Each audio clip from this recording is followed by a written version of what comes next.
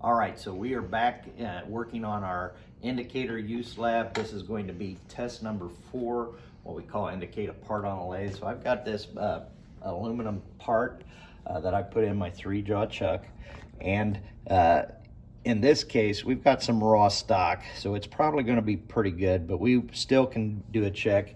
A lot of times on the lathe we might turn the first side and then flip it around and turn the other side, so we need to make sure that there's a relationship between what we cut on the first side and what we cut on the second side. So we got to make sure that things are indicated incorrectly, and in this case I'm using my plunge type indicator. This is only thousandths increments as far as the dial, and I got a pretty decent range. So I'm gonna come in here and we're gonna go across. I'll bring this up, kind of staying away, and I'm gonna find the high point right now.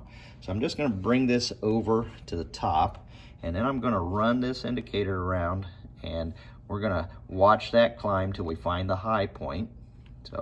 And we're gonna take a look. Now I know it's the high point. When that indicator starts to go around the other side, then we're past the high point. So there we go. So I'm almost there, and now it's going back the other way. So I've passed the high point now. So let's bring that back in.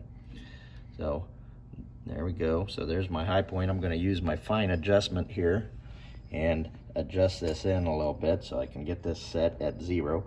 I could also move the dial face either way. So a couple of different ways till you get it. So I'm at my 0 now. I don't like that, so we'll just move this back, get that. So there's our 0, and we're set. Now at this point I can check for circularity here on this part, and it should be pretty good. Notice how our indicator is moving. On this side I am high about 5 thousandths, so I have to think about what that is going to be telling me. So let's go back around to the other side, and I can also kind of check for straightness at the same time.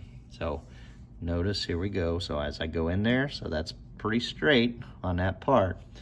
As I rotate back around here, so circularity on the part is out a little bit, so we can see that and tell where we're at with that particular part. But now, since I'm out here, we'll see if this is due to straightness or just circularity.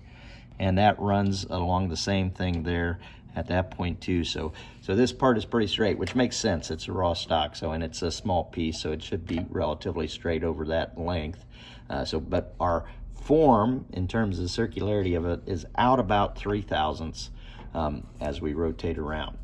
So this is kind of how I would check that. And that is our indicating a part on a lathe. So we want to make sure that it's set and that we're running true to whatever our tolerances are, so that we can locate off of whichever side that we're cutting. And again, we're establishing the relationship between the first side that we cut and the second side that we cut when we use the indicator in this way.